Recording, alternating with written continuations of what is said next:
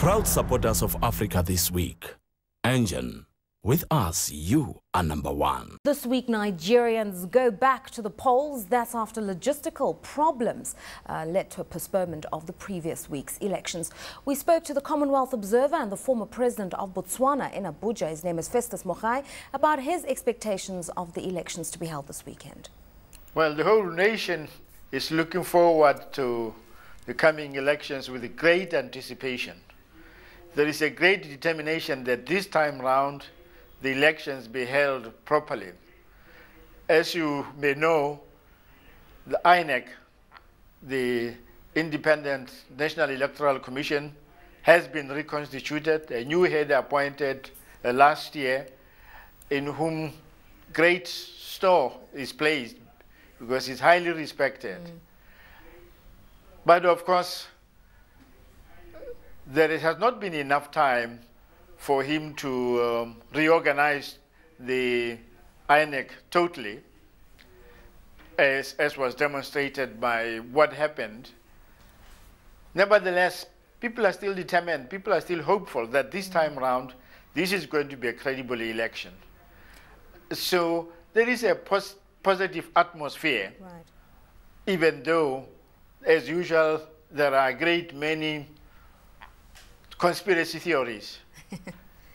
As election observers, are you concerned about the integrity of this poll? The fact that electoral materials didn't reach their destinations on time, that some people who had readied themselves to vote couldn't even find their names on the voters' roll. Does that concern you?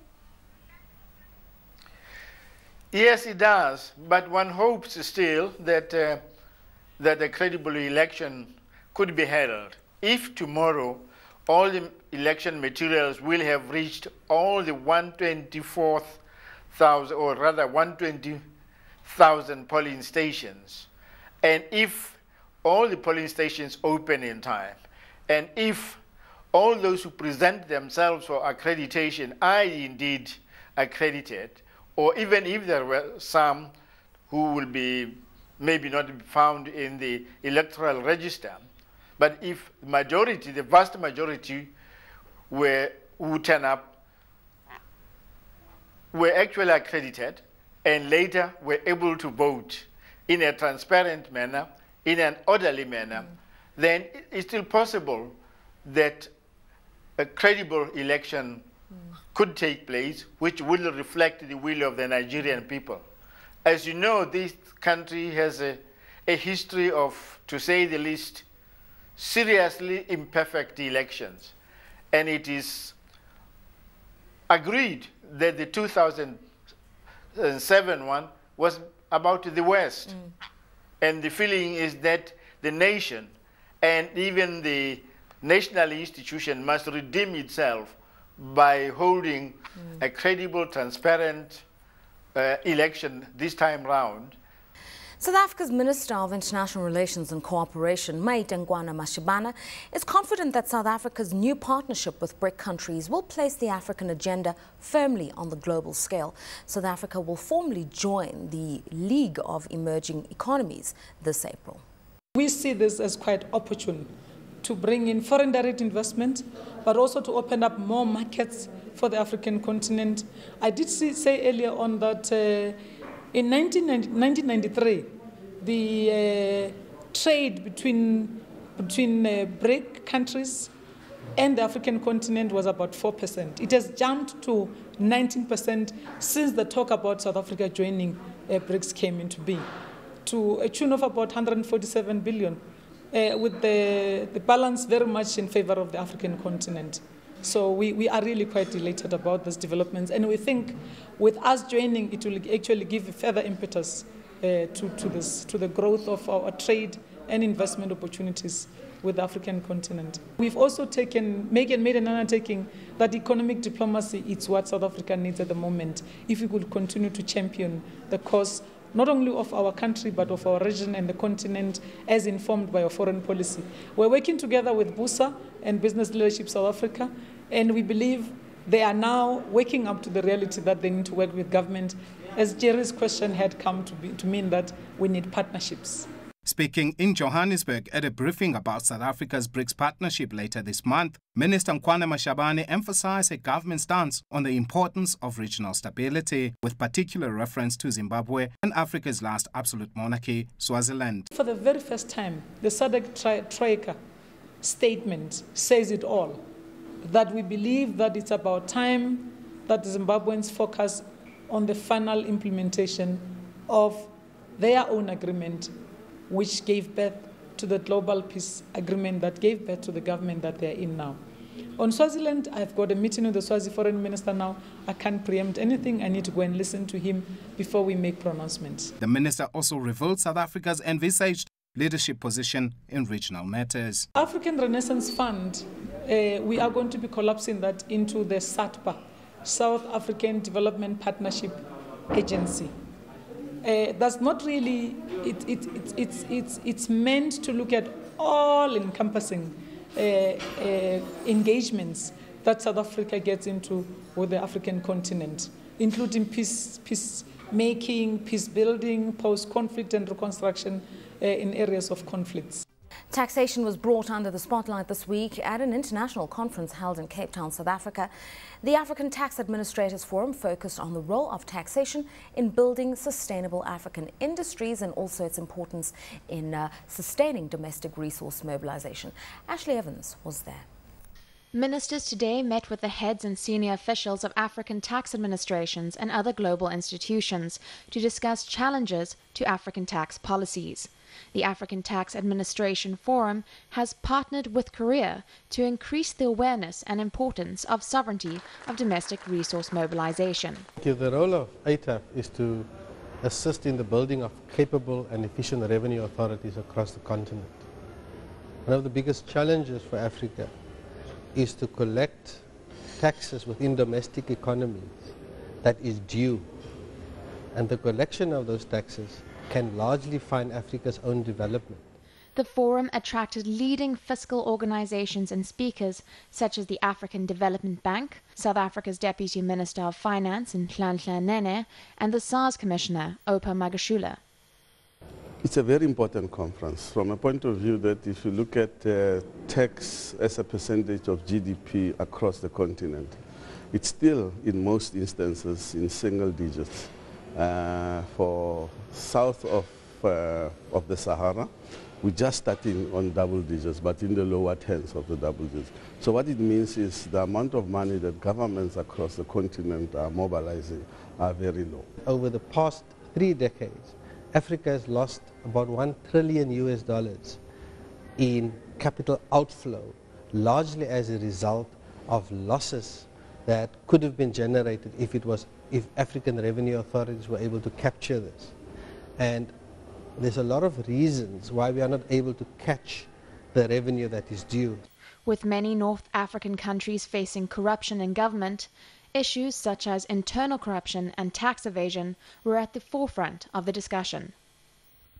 The thing that has precipitated collapses of government across North Africa and the Asian region is not necessarily because of lack of resources. It's exactly because of the appropriation of the resources. To say people are feeling that they are alienated from their own democracies, they are alienated from their decision making, from shaping the future of their own countries. And once taxpayers feel that they are not participating adequately, they will take to the streets, they will form and execute the revolutions, you see. Using Korea as a case study, leaders have collaborated to find effective solutions in today's economic climate.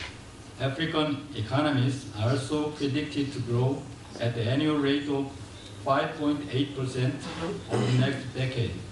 This conference, I think, comes at a very important time, so that we can also, as South Africans and as Africans, be able to liberate ourselves, be able to pay for our own aspirations. I think it's a very important thing.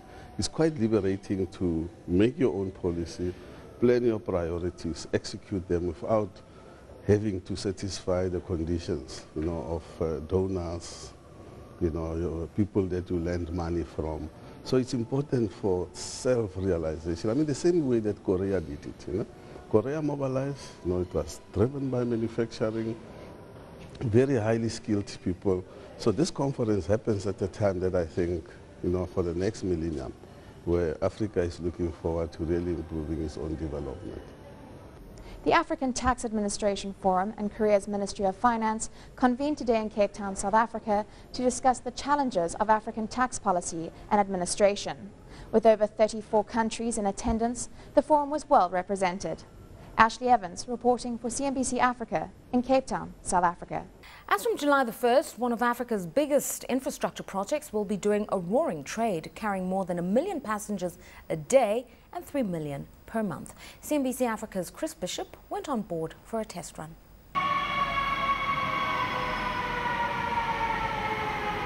Deep under the streets of Sandton, another trainload of passengers arrive on the Gau train from OR Tambo, South Africa's largest airport. Up to 9,000 people a day use the 24 trains that ply the route. That's around 50% more travellers than expected. There were plenty of people on hand to help us get our tickets, point us in the right direction. Using the train itself was very good, very clean. Obviously it's new. It's very user-friendly, it's fantastic for wheelchairs. When the network goes to Pretoria and becomes fully operational, it's predicted 94,000 people a day will get on board. That would be estimated income of more than $130,000 a day. Not surprisingly, sources say the financial backers, Mbombela Consortium, are at break-even. On July the 1st, this entire network will roll into action, linking Johannesburg's Park Station with Sandton and Pretoria. There are plans to extend the network further to Roodepoort in the west, to Menlyn in the north, to Modderfontein in the east, and Soweto in the south. The existing stations were built in such a way that they'll easily fit in with this expansion. This is another reason for the Gau train, South Africa's growing traffic congestion problem. Now there are 3 million cars in and around Johannesburg and Pretoria alone. The South African Chamber of Commerce and Industry estimates that for every hour workers are trapped in traffic jams, it costs the economy $2 million. The road is also one of the places where the Gau train has problems. The buses carrying passengers to the railways glide through the streets almost empty. There's a lot of things that can go wrong in a system like this, but fortunately for us, I think due to very good planning on both the province and Mbombela's side, very few has gone wrong now. And as it goes wrong, it's small things that, as I said, we sort out. As with other systems in the world, you grow into the system and you find out where there are hitches with, for example, wayfinding and at parking garages in the station concourse, and we then just sort it out as we go along. The Gau train has also meant business for others. Many, like this car hire company, set up near the stations to cash in. This company says it had to expand its Sandton fleet from 100 to 300 to keep up. Pretoria's a hub, but not a very big hub for us. So I believe that will become one of our big hubs. Sandton is always a big hub, so I think there's going to be quite a huge demand in Pretoria. And we've obviously built and developed and increased our footprint in Pretoria, Centurion and Hatfield to cater for the car train. On Wednesday, the first ever test run to Pretoria will go through. On that day too, the fare will be announced. Chris Bishop for CNBC Africa, Sandton. The East African Securities Regulatory Authorities, the umbrella body for the regional capital markets regulators in the region, is proposing laws that will in future allow companies to float their bonds across all countries in the East African community.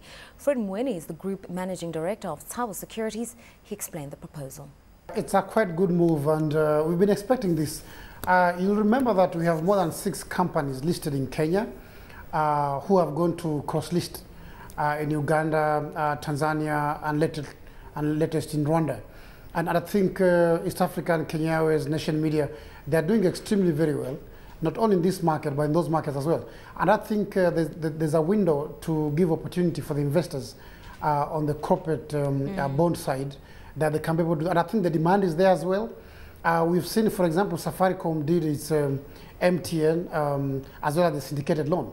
But the interest we got was from NSSF from Uganda, NSSF from Rwanda, so which means there's a huge potential and appetite for a regional corporate bond. I mean, you mentioned the fact that Kenyan companies are cross-listed across the East African community, but I mean, one would argue Kenya is the regional hegemon, and Kenyan companies, just by way of valuations and size, are larger in asset size as well. The dynamism of the other companies coming from other members of the East African community, what do they offer? I think that there's a very good opportunity actually for the companies coming from the region. For one, should they have been able to access the Kenyan market, for example? It's a wider pool of capital, and I'll imagine, like for example, Uganda Clay or Twiga Cement from Tanzania, if they were to do large issues than the ones they have done to list in those markets, they can be able to get probably a better and a higher subscription, and therefore a better valuation for their shares. So I think it provides everyone an opportunity to access wider markets. In fact, in terms of marketing of their products as well as regional presence, I think it's a good opportunity for them now to diversify and come from those small niche markets and probably get into Kenyan market.